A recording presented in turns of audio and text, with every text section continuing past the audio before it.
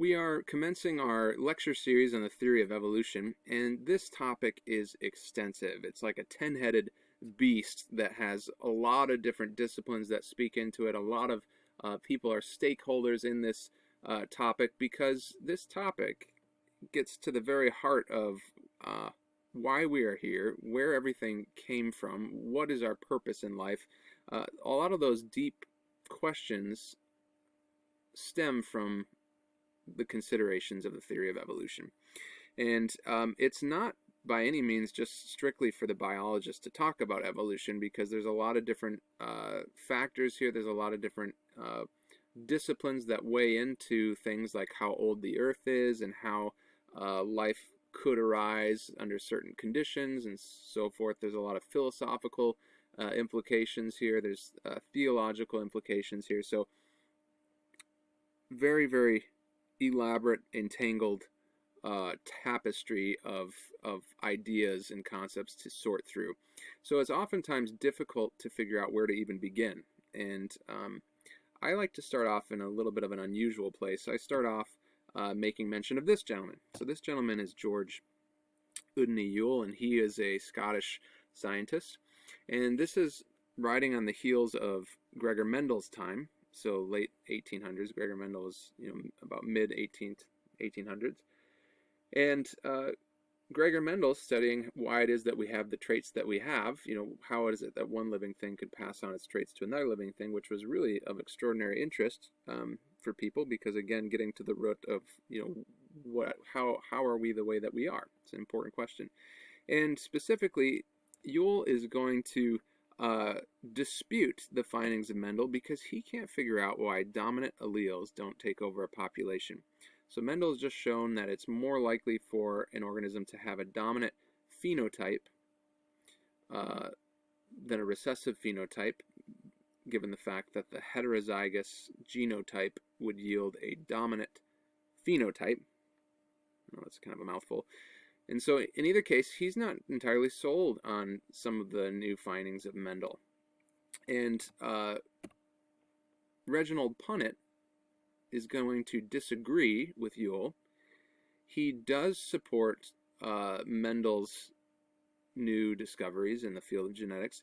And the problem is that he can't figure out how to counter Yule. He doesn't know. He thinks Yule is not correct, and he thinks that Mendel's ideas were correct, but he can't figure out why Yule is incorrect. He can't figure out the mathematical notations and logic pathways to disprove the notion that dominant alleles will take over in a population if given enough time. So he sets this quandary to a couple of his fellow scientists. Nobody can also figure out the answer of why Yule is incorrect. And then eventually he's playing cricket with this gentleman, G.H. Hardy, who is not even a biologist at all, but a mathematician. And he presents the conundrum to G.H. Hardy. G.H. Hardy sits down, puts a pen to the paper, and within a few moments, I imagine, has figured out the riddle. And so he actually takes it upon himself to write to the editor of a science publication. And look at this snarky remark. Okay, I love this little snark here. I'm reluctant to intrude in discussion concerning matters of which I have no expert knowledge. I should have expected that the very simple point I wish to make would have been familiar to biologists. However, it makes it seem like that's not the case. So he's basically saying that you guys should all have this figured out by now. I can't even believe that I'm the one figuring this out right now. Which goes to show you, not all biologists are very savvy mathematicians, okay? And and I sure resonate with that sentiment over the past things that have happened these past few years. Okay, so he goes on to put forth the mathematical rationale here for why it is the case that dominant alleles don't take over in a population. And so basically he's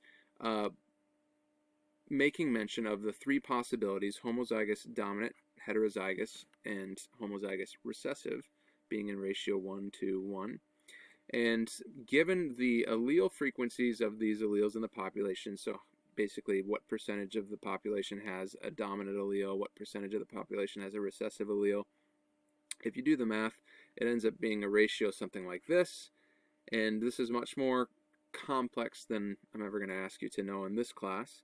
But basically, the long and short of it is that it suggests that whatever the values of P, Q, and R are, so these are the allele frequencies in a population, how abundant the alleles are in a population, that the distribution will remain unchanged after the second generation.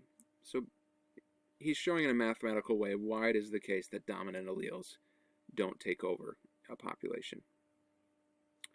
Okay, coincidentally, this is a finding that was also discovered by a German thinker, Wilhelm Weinberg, or Wilhelm Weinberg, and interestingly, he actually came up with this idea before Hardy, but he wrote in German, and German wasn't as universal of a language as English was at the time, and so most of his ideas basically stayed in Germany because most people didn't speak German outside of Germany, whereas more people spoke English outside of Britain.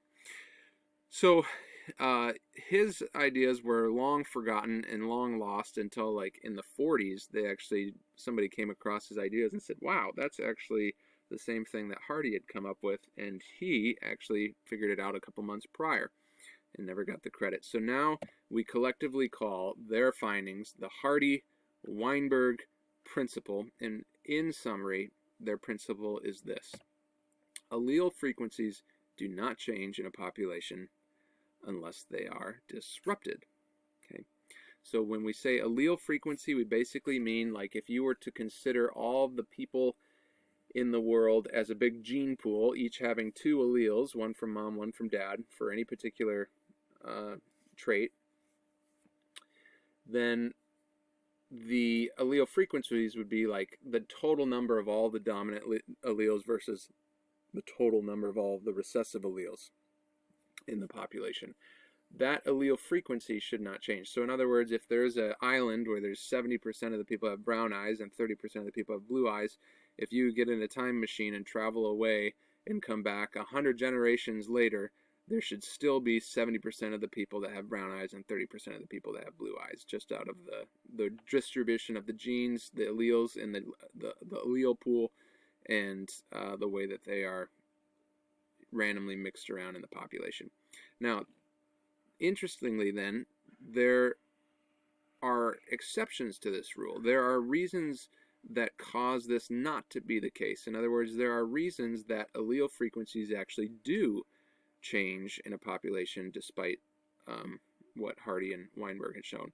And this was of particular interest because in theory, it is actually these various conditions, which we call disruptions, which will change allele frequencies, and it's then these very disruptions which would be the things that are causing evolution to occur, theoretically. Okay, so it opened the door to a more detailed investigation into the various things that might cause populations to change their frequency of alleles and thereby evolve. In order for any population, in theory, to evolve, it does have to be subjected to a change in allele frequencies. There have to be traits that are becoming more and more common and other traits that are becoming less and less common, right? So it is the study of the disruptions which then piqued the interest of the evolutionists. So the way that I like to then frame up this whole theory of evolution is the following. I like to break it into two observations. Observation one, that there are various disruptions that can happen in a population which will alter the allele frequencies in that population throughout the generations, from generation to generation and generation. Various disruptions, if they are present, will make it so that the frequency of allele in a population is changing as the population continues to reproduce and new generations come on the scene. Now, the various disruptions that there are, here's a few of them. This isn't an exhaustive list, but some of them would be like non-random mating. So think about that island analogy, the brown eye, blue eye. If one of those traits, either brown eyes or blue eyes, one of those alleles was more attractive for whatever reason than perhaps more people would find mates of that particular eye color, and then that would lead to a change in the allele frequency. One of those alleles would become more common and the other one would become less common. So that happens if there's non-random mating. Mutations can come into the scene and introduce new alleles into a population. So it's thought that red hair, anybody that has red hair, has incurred there. That was a mutation that caused that allele. That allele didn't used to exist, and then the mutation brought that allele into the population.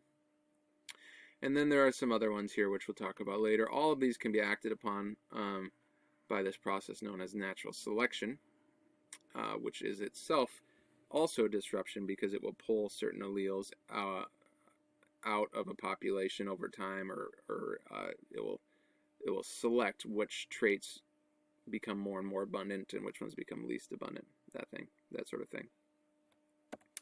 Okay, so that's observation 1. Now, this process would be called microevolution.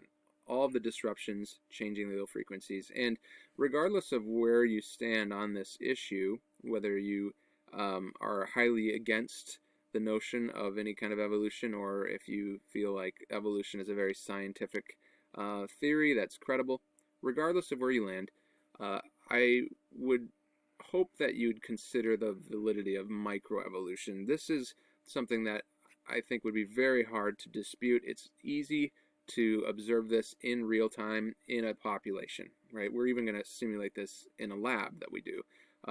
You could see this even in something as simple as dog breeding, right? You take a golden retriever and a poodle, you breed them together, and you have a golden doodle. You've just come up with some alleles that are more or less frequent in that golden doodle, and then you breed up a population of golden doodles, and now you have a whole population of dogs, which are all the same technically species, but there's a change in the amount of alleles. Whatever allele comes onto the scene when you cross a golden retriever and a poodle, now that allele is becoming more and more abundant. That's what we'd call microevolution, and I don't think there's really anything controversial or contentious about the churnings and the process of microevolution. Okay, observation 2 then is that there are a lot of different species in the world. I mean, the variety of species we have on this planet is astounding. So then the question, which lies a little bit more outside the realm of hard science, it lies outside the realm of hypothesis testing, which is why I'm not including it in one of these circles, is the following. What is the relationship between the diversity of species that we see today and the churnings of microevolution? To what extent have all of the species that we observe today, to what extent has microevolution wrought all of that diversity? That is a very important question, and that is a much more contentious question. It's a little bit more of a philosophical question. Nobody can really put an experiment together to watch many different species being formed from microevolution, right? So it's not ever really going to be subject to the rigors of the scientific method. We can't hypothesis test it. We can't really even do much. I mean, some correlation data maybe, but this is a much more philosophical question. Now, this process then would be called macroevolution, or sometimes it's given the word speciation. So if you are somebody that feels uneasy about the theory of evolution, what you probably feel more uneasy about is this, speciation. I would encourage you to not feel uneasy here about microevolution, okay? And some of these words that we usually associate with being a position held by people who espouse this ideology of all the diversity of species coming from macroevolution. So keep that in the back of your mind. It's a good, I think, framework to consider as we're navigating the labyrinth here of all the different concepts associated with the theory of evolution. I just want you to have a pretty good idea of when we're existing inside of this circle and when we're existing inside of this circle, and then also a pretty good idea of when we start to jump out of the realms of hypothesis testing and we get a little bit more philosophical. Okay, I think if you keep that in the back of your mind, it'll help you out as you navigate this topic. Okay, so one of the most iconoclastic, quintessential, gargantuan, extraordinarily significant questions you can ask is, how old is the Earth? How old is the Earth? If the Earth is young, then this is just simply not possible. There's not enough time for this to occur given the pace in theory that it might be happening now. Okay, in order for this to occur, there has to be many years, millions and millions of years. If it's not that old, the Earth, then this is not even an option to us. So age has huge significance here, and that's why I think it's a really good place to start. We do have to wrestle a little bit with the age of the Earth before we can proceed any further here, because if it shows that the Earth is in fact young, then we don't really have to worry about any of this. If it does show in fact that the Earth is old, then this is a little bit more of an option to us. Okay, and I'm just going to give you a little spoiler alert here. You're not going to probably get the clarity that you're hoping for in this question. I've studied this for many years, and generally I get really excited about it. I start doing some research. I find some convincing arguments either way for young versus old, and then I get worn out, and then I leave still undecided. Okay, so if I've been still uncertain about where my position is here on the age of the Earth after 15 years, then I would encourage you to feel okay about also being undecided by the end of this lecture series. Okay, one gentleman who tried to figure out the age of the Earth was the Comte de Buffon. This was back in the 1700s. He was a French count, and it was said of him that he only asked women to help him with his experiments because naturally their hands were more sensitive for measuring. Okay, so the Comte de Buffon, with the help of his sensitive ladies' hands, they take a molten ball of iron out of the foundry that was at his estate, or nearby his estate, and they watched as it cooled. The idea is that he thought that the Earth was also basically a molten ball of iron at some point in time, and it cooled, and so based upon how long it would take a small red-hot ball of iron to cool, you could extrapolate that out to the size and scale of the Earth to figure out how old the Earth must be to cool. So a very simple experiment, and I some days long for the days when experiments were this simple. Not quite so simple anymore. But in either case, he calculated the Earth to be about 75,000 years old. Now this is much younger than common estimates today, but in this day it was a pretty earth-shattering, pardon the pun, number, because a lot of people had thought that the Earth was very young. Only 4, 5, 6, 10,000 years old was more of a commonly held belief. So the idea that you would suggest the Earth was 75,000 years old would have been almost clear heresy. It would have been revolutionary, and in fact, a lot of people were up in arms about this calculation.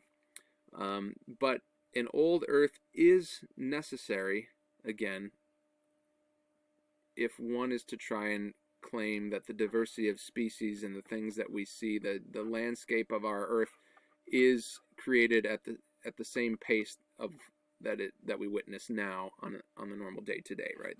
That's called the uniformitarianism idea, that the slow and steady process that changes landscapes today is also what has been responsible for changing the entire Earth's landscape throughout the entire Earth's history.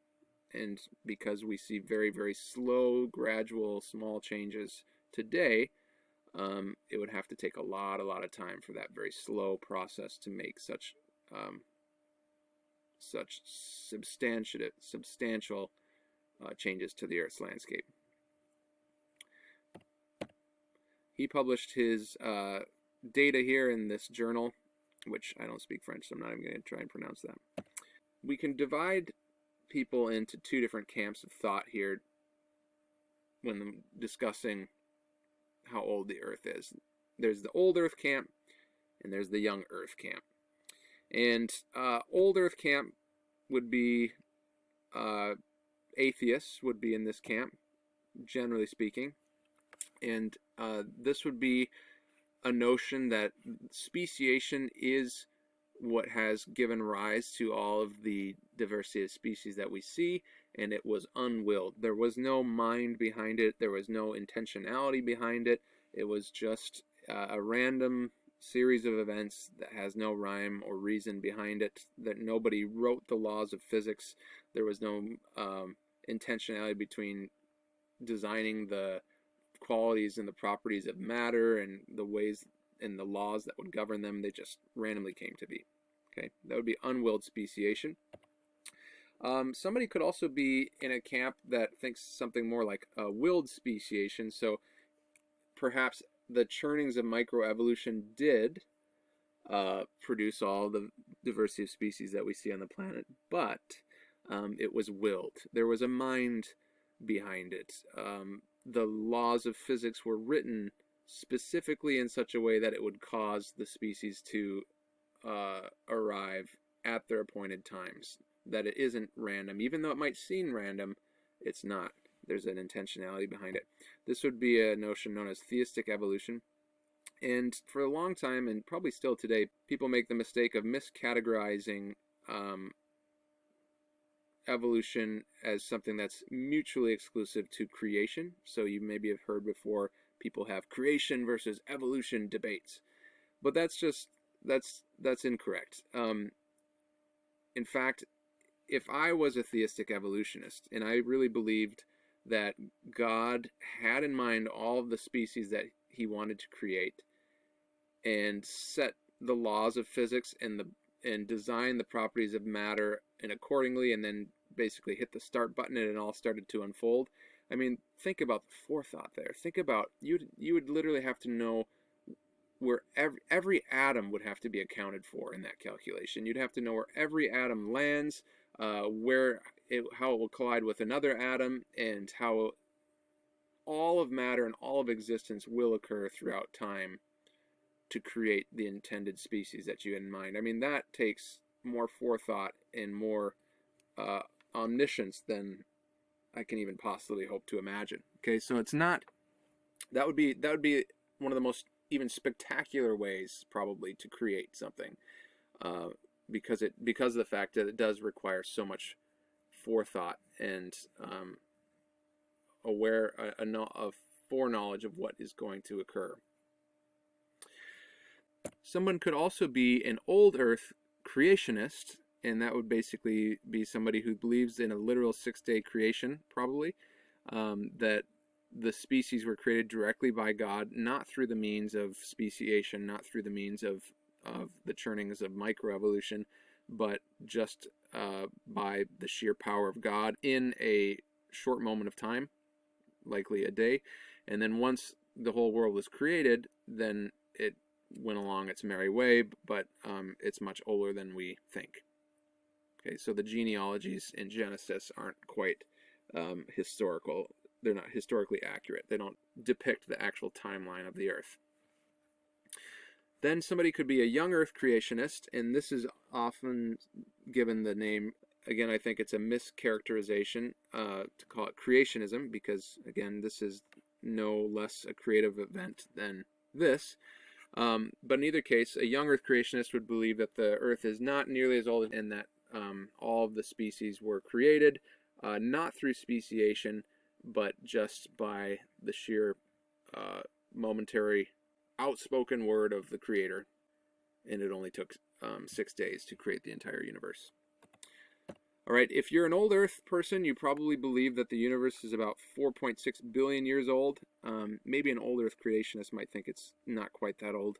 A young Earth creationist would believe that the Earth is about 6,000 to 10,000 years old. So you can see this is like a pretty huge gap here. Like, you know, somebody is going home disappointed on this, right? Like, the Earth is either 4.6 billion years old or it's 6,000 years old. Like, that is quite a discrepancy.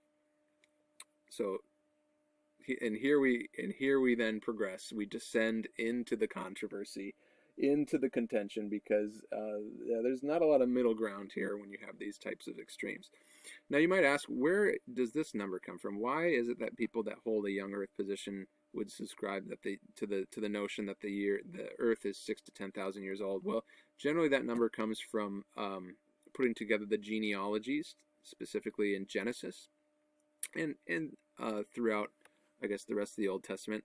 But the Old Testament's pretty clear on how old these individuals were and how long that they lived and the offspring that they had and how old they were when they had kids. So if you put all that together, it gets us back to about 4000 BC is when Adam and Eve would have been on the scene. And so people that are young Earth, generally speaking, would be people that are uncomfortable about the book of Genesis not being historically accurate, because it throws in a few perplexing quandaries, like if, for example, the book of Genesis isn't accurate, then what else isn't accurate in the Bible, right? Like if all of these genealogies are incorrect, and Moses was incorrect in his divine revelation from God about the whole story of Adam and Eve, then what else was Moses incorrect about? Okay. And that's kind of an uncomfortable thought, right, for a believer who feels that the scripture is inerrant. So I really like the idea of young Earth creationism, because I like the idea of that narrative that's portrayed in Genesis as being historically accurate. At the same time, I also am a bit skeptical as well. And I don't hold on to this too tight. And this isn't necessarily a hill that I'm willing to die on. There are hills that I am willing to die on, but the historicity of the narrative in Genesis per se is not necessarily one that I'm willing to die on, because again, a lot of people would say that some people would say that the book of Genesis is not a science textbook. And so it might very well be that these people lived in these appointed times, but maybe what's happening prior to this is not recorded or something like that. Okay, so we're going to take a little time here and look at some of the evidence for both of the positions. By no means is this exhaustive. There is just an immeasurable amount of nooks and crannies one could go in this debate, and lots of different facets, lots of different pieces of evidence. So I'm just highlighting a couple of them to sort of cultivate an appetite, so to speak. But it's your job to take it upon yourself and investigate the different points and counterpoints for yourself. Okay, the evidence for an old Earth, here's some of the things that come to mind here. Generally, it's going to revolve heavily around geology and fossils, though that's not always the case. There's also some claims for an old Earth that can be made through genetics and things, but a lot of the debate usually centers around geology and fossils. And before we can talk about the relevance then of that evidence, we do have to have a little refresher here on what actually a fossil is. A fossil is basically a snapshot in history of a thing that once lived and no longer is living on the Earth. There's a couple different ways that they're formed. One is permineralization, and what happens in this type of fossilization is that some organism is covered with a bunch of mud, usually, and groundwater seeps into there, and some of the minerals in the groundwater, whether it be calcium or other types of particles, they come out of solution, they precipitate out of solution, and it fills sort of the empty voids of the organism with these crystals, and the crystals are able to outlast all the other soft tissue. So the soft tissue will erode away over time, but the crystalline structures are intact. A lot of petrification is of this type, so petrified wood. Wood has lots of porous spaces in it, because wood, tree trunks have like all these little tubes that run up and down, that carry water and sugar and stuff up and down through the trunk. And so if it gets covered with mud and water is poured in, then the crystals can come out of solution and fill those empty spaces and preserve it. Okay, another way that could form is that mud, again, covers the mud or sand or something like that, covers the organism. Over time, then, the organism dies and decomposes, but the substance that covered it, because it was pressed down so hard and because maybe it was like mud that then dried and it made kind of like a stronger substance that could withstand pressure, over time the contents then dissolved away or decomposed, and then other stuff then filled into that void and made not only a replica of the organism, of its shape, but then also the area around it leaves an imprint of the organism. So this would be called the cast fossil. It's not actually the original material of the thing, but it still shows the shape and the structures of it. And then the mold would be the hard thing that surrounded the cast. Okay, there are trace fossils. So these would be fossils that show traces of an organism. A good example of this would be in the Paluxy River Basin in Glen Rose, Texas. This was a site of a lot of interest because what happened is in the Paluxy River Basin it frequently floods, and when it floods, a whole bunch of clay and mud and stuff overflow the bank in just a short amount of time, and then the waters then recede, and then it bakes, that mud bakes, it becomes hard, and in theory it can preserve something underneath the surface.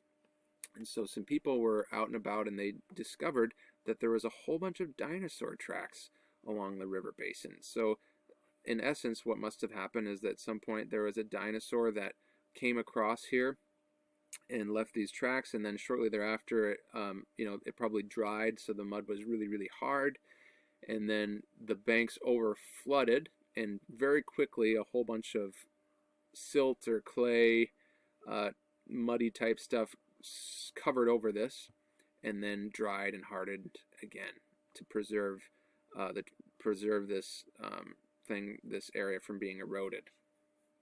Okay, now this is interesting. It shows a nice example of trace fossils, but it's also really interesting because it was thought, there was a push for the notion that there were actually human footprints found alongside the dinosaur footprints.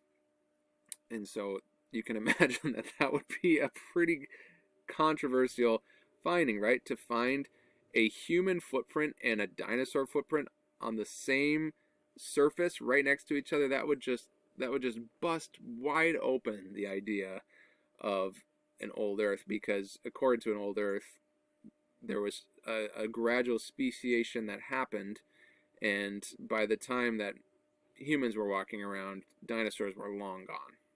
They were extinct. Okay, so this was a big point of controversy, and this is one of those things where it's hard for me to really know how legitimate it is. For example, there's another picture here that I was coming across that shows a human-like footprint, and within 1 year, all the prints that were human had completely eroded. Now, this kind of strikes me as a little hoaxy, right? Because if literally there were human footprints found in a river basin, I mean, you would build a bunker over that. That would be like the most extraordinary finding ever. You would never just let it sit out in the open and let water just erode it. So I find it convenient here that that these tracks simply eroded away. That seems very suspicious to me. All right, but in either case, trace fossil would be one that shows some of the activity, the traces of an organism, not necessarily the organism's body. Okay, amber, what happens here is that a viscous substance like sap or honey covers the organism, and then it solidifies, it hardens, and then that forms like a protective casing around the organism to keep it from further decomposing. And then lastly, there are just some fossils that are literally still preserved remains of the original organism. So for example, they just found a while ago some soft tissue in a 75 million year old dinosaur bone. Now, what probably happened here is this is collagen, and the collagen is found inside of your bone. It's what makes your bones less brittle. So that is a particular soft tissue that was crystallized. It was full of crystals wrapping around it, and so it was probably the crystals there that preserved it and kept it from decomposing. Not unlike what's going on here with the amber. Okay, a couple premises here for fossil evidence to ever be used for an old Earth. One, superposition, which basically states that the oldest layers of rock that fossils can be found are at the bottom, and we get newer and newer and newer and newer and newer and newer and newer as we go up towards the top. That layers are always being deposited on top of one another, so that we can then know that the ones on the top are the youngest and the ones at the bottom are the oldest. Now, this isn't always the way that layers of sediment are deposited. I wish I could find it. I found a video one time. I was watching a video of this British guy who was in some lab where they had like a chute, and they had water gushing through the chute, and there was sediment on there. And as the water sort of tumbled and turned, it deposited all at once layers of sediment as it swept across laterally. So there was stratification of layers formed simultaneously, basically, as the water flowed across. Now, if I ever can find that, I'll try and record it and keep it a snapshot in history. But I think I remember them saying that the bay outside of Naples, Italy, was formed somewhat like this fashion. Again, don't quote me on that. I can't recall the evidence, but that would be an instance where layers are deposited all at once, which would counter the idea of superposition. That not always is it the case that newer layers are found on top and older layers on bottom. Okay, also, if fossil evidence is to be persuasive for an old Earth notion, we should expect that there would be more and more developed forms as we progress through the layers. Not to say that some of these simple ones don't also find their way into the younger layers of rock, but we should see more and more forms arising as the process of speciation is underway, and it's working to create ever more diverse array of organisms. So if one was to use fossils for evidence for an old Earth, they would better be sure about this, and they'd better be sure about this. Okay, now I'm not going to say one way or another whether I think that the fossil record shows these two. That's for you to determine. So how is it, you might ask, that a rock is dated? How do we determine the age of a rock? Well, there are a couple different ways. One's known as radiometric dating, the other one's relative dating. Radiometric dating would always have to be used first, and then relative dating would be used off of the findings of radiometric dating. And radiometric dating, there's a couple different types. There's carbon-14 and carbon-12. There's potassium, argon, argon, uranium, lead, so on and so forth. They all differ. You don't have to know the specifics of all these types, but they all differ in their half-life of decay. So generally how it works is that there's some type of atom that is unstable, and it decays at a known rate. And then by comparing the amount of that particular atom with the amount of another type of atom that remains more constant, scientists are able to figure out roughly how old the item is based upon how little there is remaining of the original unstable element.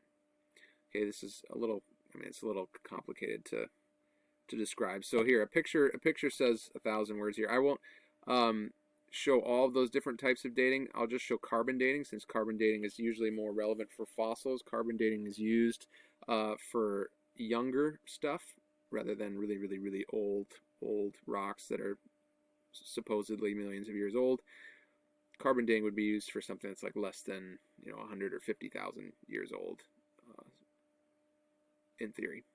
So without further ado, here's a little illustration of the process of carbon dating. How do we know how old something is? For people, we'd ask to see their birth certificate. For trees, we'd count the rings. But how do we know how old a fossil is? Fossils have their own internal clock. Scientists can read it by looking at the ratio of two different types of carbon atoms. Of course, every living thing is made of carbon. Plants grab carbon dioxide from the atmosphere and use it to form complex organic molecules. Animals get their carbon by eating these plants. But there's more than one form of carbon. Most carbon atoms have 6 protons and 6 neutrons. We call this carbon-12. High up in the atmosphere, sometimes cosmic rays hit nitrogen atoms. This creates carbon with 6 protons and 8 neutrons. We call this carbon-14.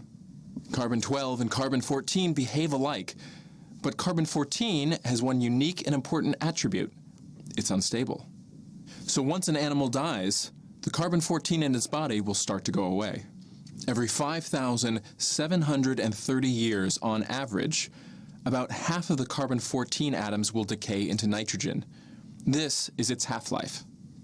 After one half-life, the animal will have about half the amount of carbon-14 it started with.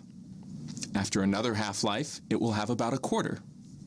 And after another half-life, it will have about an eighth. By contrast, the amount of carbon-12 it has in its body will stay the same. By measuring the ratio of carbon-14 to carbon-12, we can measure how many thousands of years have passed since the animal died. Carbon dating works for fossils up to about 60,000 years old. For older fossils, scientists use unstable elements that have much longer half-lives.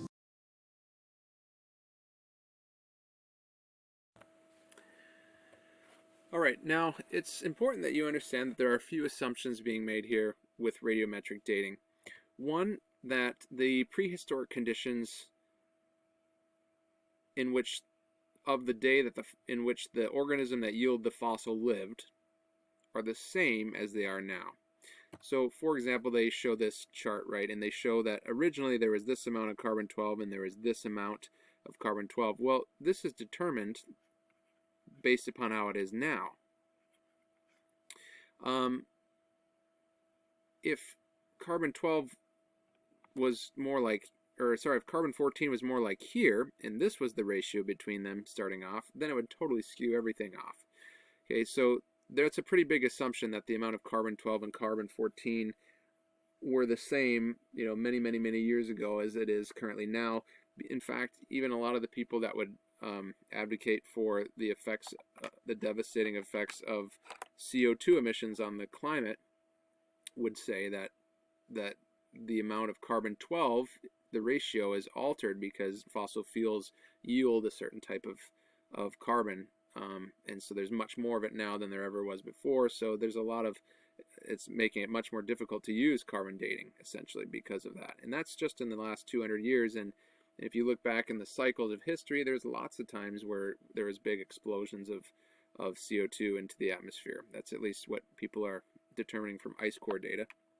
So that's a pretty big assumption that carbon-14 has always been the same proportion to carbon-12. Another assumption then is that depth does not affect the decay rate. This is where I'm going to propose 1,000,000 bonus points. Okay, if you do this experiment, I'll give you 1,000,000 bonus points. What I've always wondered is there any effect of the pressure or the radioactivity or the electromagnetism of being closer to the core? Is there any effect that depth has on accelerating decay rates? So to figure that out, what you'd have to do is you'd have to get a tunnel machine and you'd have to bore a tunnel through something like the Grand Canyon, and then you'd have to also go way up here and get a drill bit for a well drilling bit, and drill all the way down, take out all of the contents that you drilled, put them in a big pool, and mix them up into a nice slurry. Okay, then right down at the bottom here, you would lower in a little treasure trove of fossils, or like just different organisms like apple cores or animal remains or what have you, just a whole smattering of different things. Then take that whole slurry from all the bits that you've removed from the earth, mix it up with water, get yourself a nice giant funnel, pour all of those contents back into the hole. You'd probably have to anchor these down so they don't move as soon as the contents come down into the hole. And as those contents fill the hole, it would be very interesting to see if the sediment separates out into layers similar to the original layers. Somebody who's a young Earth, they're also committed to flood geology, basically saying that the thing that's caused all the really significant landscape changes on our planet was the global flood. That with a global flood and the different catastrophes like that, big changes can happen in a small amount of time, which nobody would dispute that. I mean, Mount St. Helens is a prime example of that. But the young Earth proponent would say that it's the global flood and similar catastrophes which have created a lion's share of the formations that we see in our landscape today, not just a small exception here and there. All right, well, in either case, it would be interesting then to see if all of that sediment separates out into layers, and then, if this has a pretty high column of water on it to simulate a really high level of water in a flood, how that would compact the sediment. And then just let it sit for 50 years. After 50 years, also you'd have to put a little cache here of stuff on the surface to be preserved. After 50 years, dig your tunnel a little deeper, extract these fossils, take these fossils, date the two of them. Is there any difference here in the age? It's an interesting question. We would know that these are closer to the core of the Earth. We know these are probably closer to more radioactive elements in the Earth. There's actually, if you were to live in a brick house, there is more radiation emitted if you live in a brick house than there is if you don't live in a brick house. Bricks, even something as simple as brick, is radioactive, albeit in a very small dose.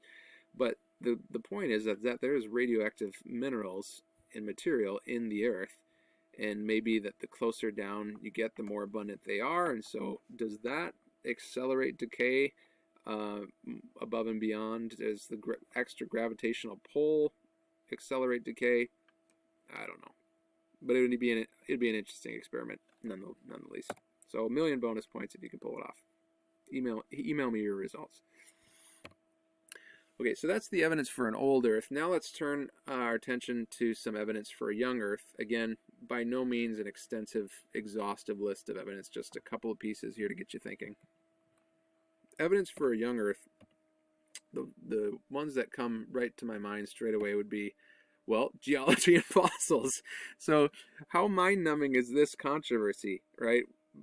You have geology and fossils being used as evidence for an old Earth, and also then right around the next bend being used as evidence for a new Earth. That should help to at least illustrate just how complicated this issue really is. All right, so one of the pieces of evidence here is just that very thing that I mentioned earlier, that there are soft tissues that are preserved. Soft tissues decompose, right?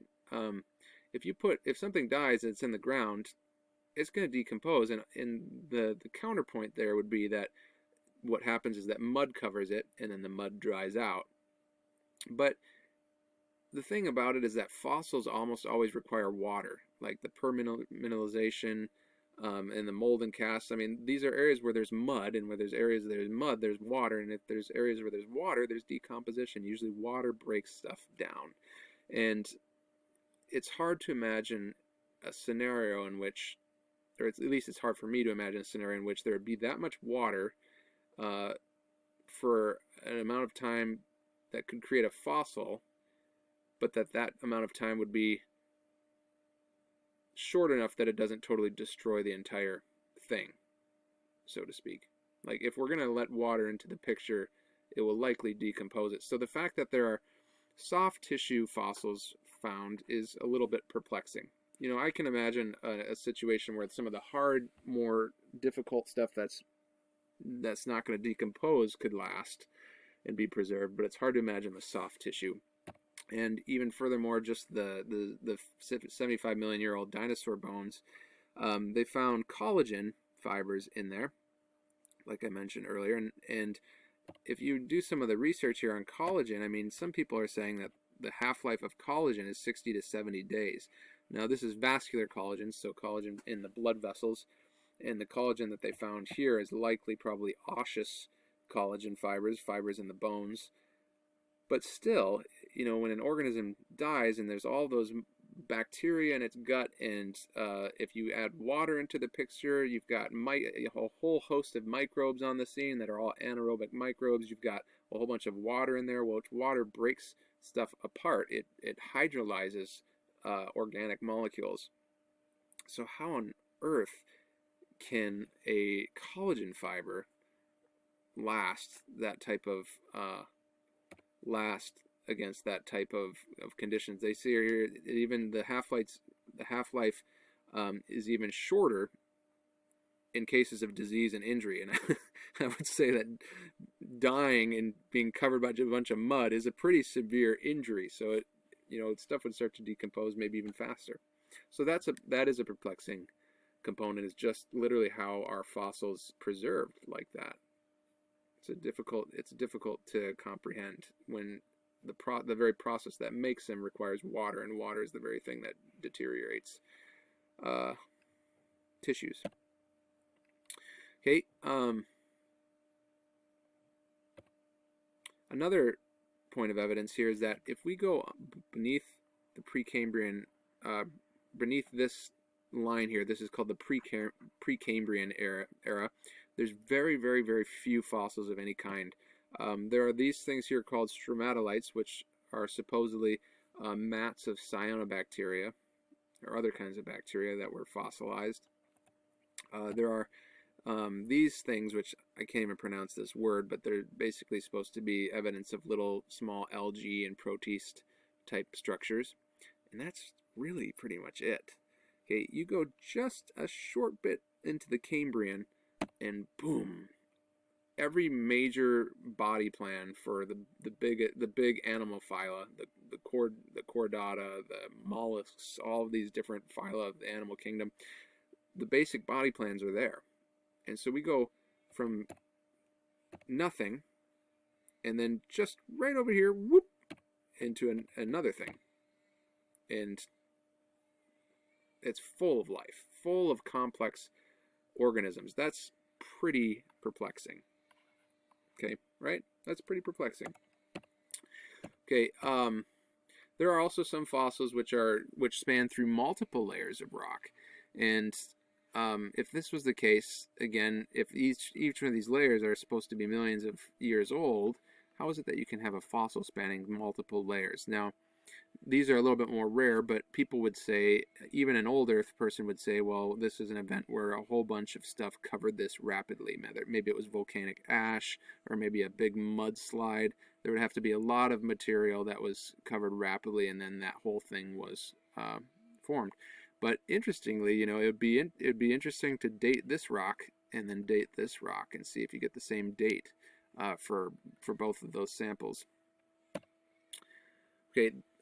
Also, just looking at the sedimentary layers. Sedimentary layers are a big thing that flood geologists will talk about, or young Earth creationists will also talk about. Here's an interesting snippet here that I thought I would play for you.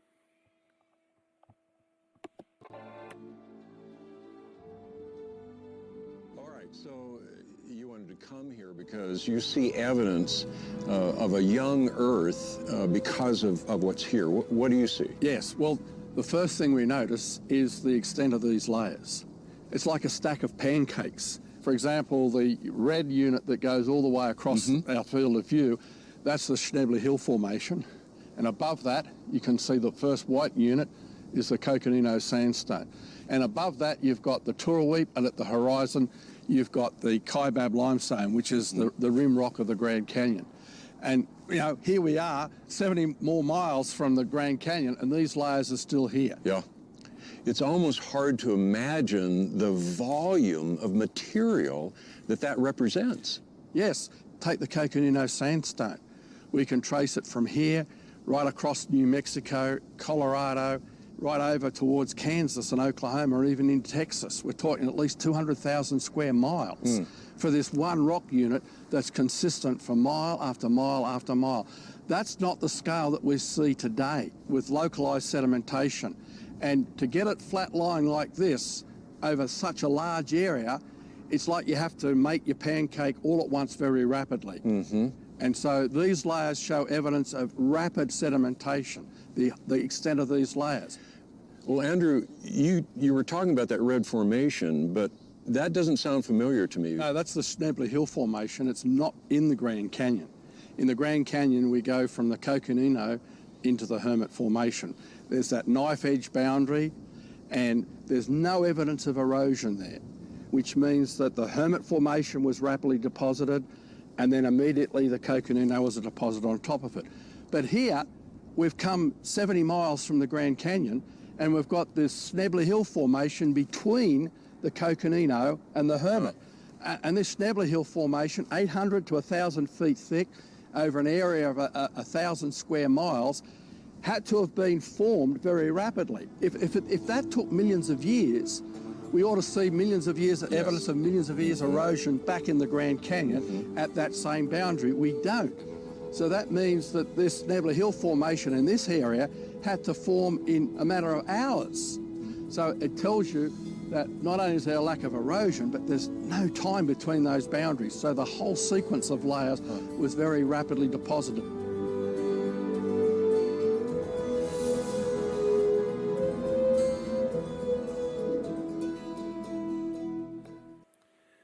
Okay, just to summarize here, just in case you didn't quite catch that, the argument is basically if you go to the Grand Canyon, you have, and then 70 miles away from the Grand Canyon,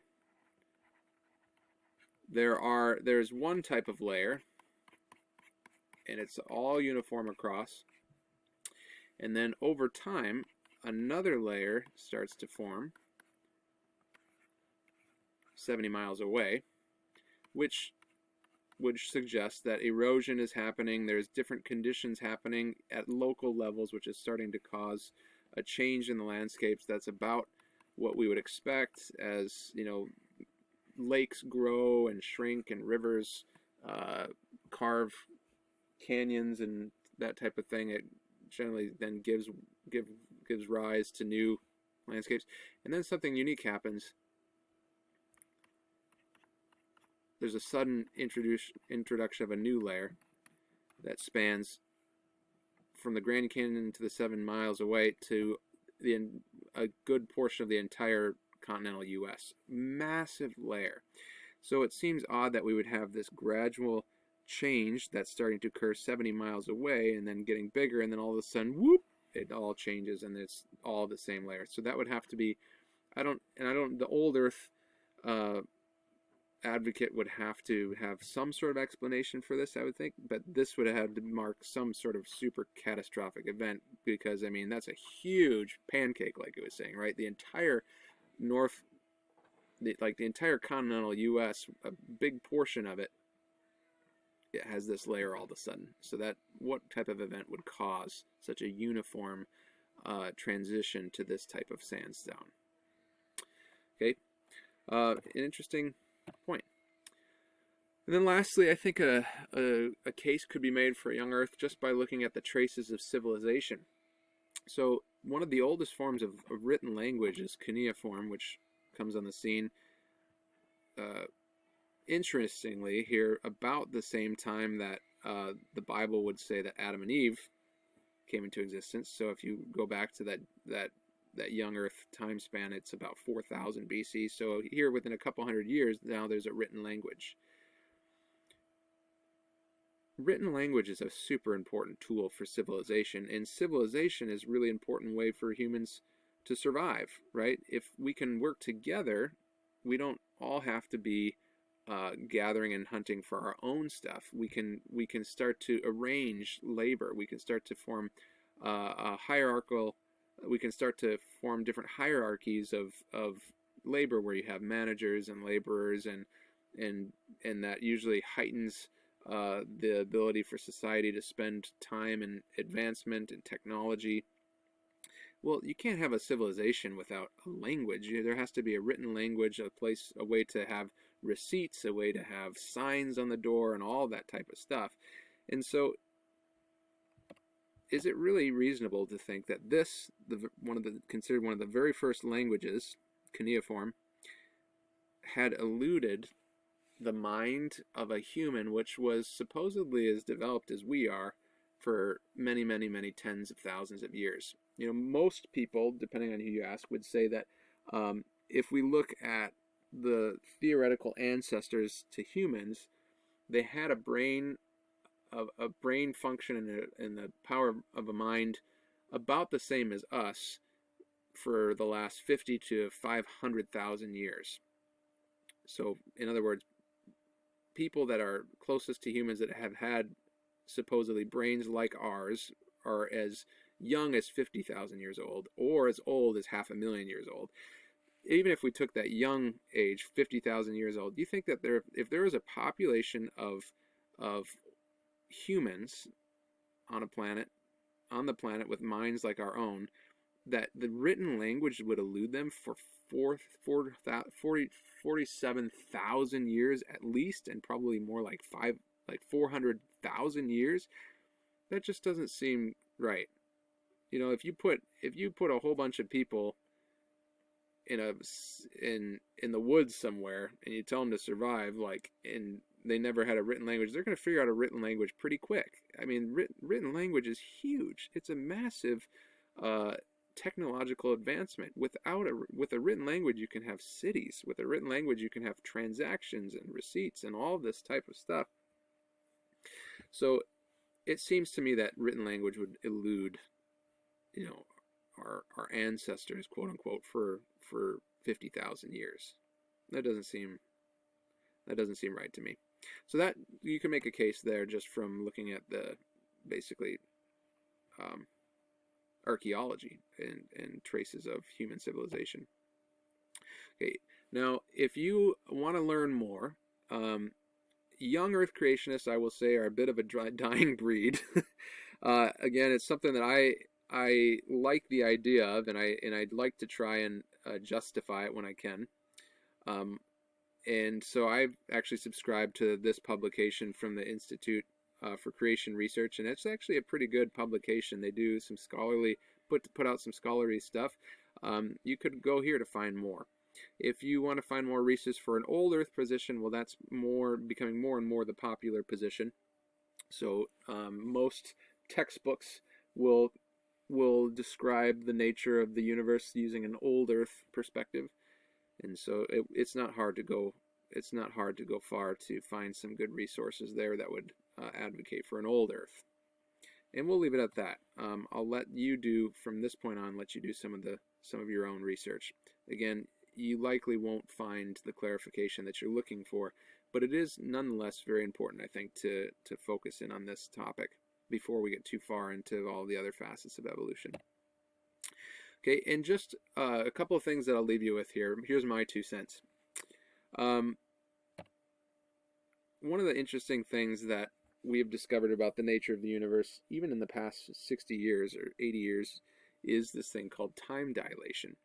This is a part of special relativity, and we even have to adjust for it in clocks that are in like the International Space Station and satellites to figure out our GPS and timing and stuff. There's even a slight calculation to adjust for time dilation. It's a very weird thing that happens.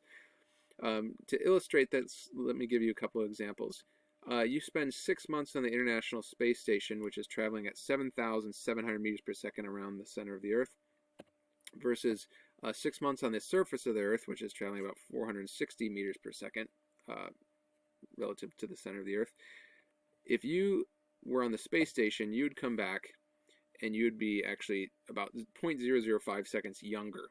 Okay, and that might not seem like a lot, but this isn't, in the grand scheme of things, in the grand scheme of the universe, a very big difference in speed either. the theory says that basically as we approach the speed of the light, time gets slower and slower and slower. It almost gets almost infinitely slow as we approach the speed of light. And the closer and closer you get to the speed of light, the more and more it slows down. And that could end up yielding huge differences, right? And so it's very strange that time is relative. And here's what I mean, like, how fast are you going right now? You might say that you're not going anywhere because you're sitting down and listening to this lecture. But relative to the core of the Earth, I mean, you're actually going 460 meters per second. That's like 4.5 football fields. You're flying across the air in 1 second. You are flying right now. You're going so fast. But to you, it feels like you're not going anywhere. And then similarly, take this another step forward. We know that there are stars that are moving away from us at the speed of light, or close to the speed of light. Are the stars moving away from us at the speed of light, or are the stars stationary and we're moving away at the speed of light? Depending on where your reference point is, we're either going close to the speed of light or we're not going anywhere at all. So our speed or our velocity is totally relative to the perspective of the observer. And so if we are going away at the speed of light, time is infinitely slow. Or if we are stationary, time is much, much, much longer. So when we hear in the Bible it talking about 6 days the earth was created, like 6 days under what reference point? What reference point does God have? In what is our absolute velocity at that point, right? It's never going to be known to us. So what could be billions and billions of years could, in theory, to God, really be just a single day. And that is something that has helped me reconcile some of the different the varying pieces of evidence here, and it takes a little bit of the edge off. I think that the age of the Earth, under the context of time dilation, can be relative. You know, if the passage of time is relative and is changing, I don't think we should get too bent out of shape about a 24-hour day period, because a 24-hour day period in a velocity going close to the speed of light could end up being, you know, a millions of gazillions of years. So time is relative. It's not necessarily the hill that I'm going to die on. There are hills that I will die on that I'll tell you about later, but it's not the age of the Earth, given the fact that age is dependent upon our velocity, and our velocity is dependent upon the perspective of the observer. And that gets really bizarre. Okay, so just throwing that out there, some of my thoughts on the topic. Now, we've just talked about the validity of this, given how old the Earth is, and we, as we've shown, didn't really get anywhere with much clarity here in this lecture. But perhaps you might come along on a piece of evidence that you find particularly convincing one way or the other, and that will inform your idea about how valid this process is. How reasonable is it to say that all of the species that we see came about because of the turnings of microevolution? Okay, to what extent does microevolution yield the diversity of species that we see today? Important question to ask yourself. But it's not the entire place that we should spend all of our time. From here, we're going to actually look at a little bit more detail, these various disruptions that actually cause the alleles in populations to change. And then after that, we'll actually unpack this and presuppose for a moment that this did happen. And if it did happen, how must it have happened? Which is going to open up a whole nother can of worms too. But all important things to consider here in the grand topic of evolution. And just to close it all out, there's a great verse in Colossians that says, this is Colossians 2, where Paul writes, "I want you to know how much I've agonized for you and for the church at Laodicea, and for many other believers who have never met me personally. I want them to be encouraged and knit together by strong ties of love. I want them to have complete confidence that they understand God's mysterious plan, which is Christ himself. In him lie hidden all the treasures of wisdom and knowledge." At the end of the day, in Christ, there are all the treasures of wisdom and knowledge.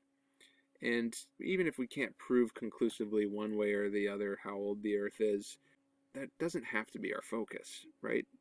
We can pursue Christ, and in Him are all of the treasures of wisdom and knowledge, that we can have a relationship with Christ, and through that relationship be fulfilled. And at the end of the age, when we are finally made new and we spend eternity with Him, we can learn all about what happened to the universe.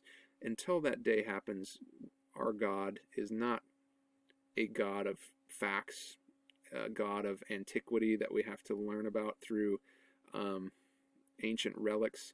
Our God is a person who is alive today, and you can have a relationship with a person. And you don't need to know everything about that person and what that person has made in order to have a relationship with that person. And as we have a relationship with that person, hopefully our curiosity can be satisfied. And then maybe someday he'll show you how everything was made. Okay, so let that be the place, I think, where your heart lands or finds rest. Not to say that it isn't important to engage the philosophies of our day and to be able to think critically about some of the notions that compete with one another, but let it not take your gaze off of resting in relationship with your God, Jesus Christ. All right, that's all I have for you. Stay tuned for part 2, when we're going to talk a little bit more about microevolution.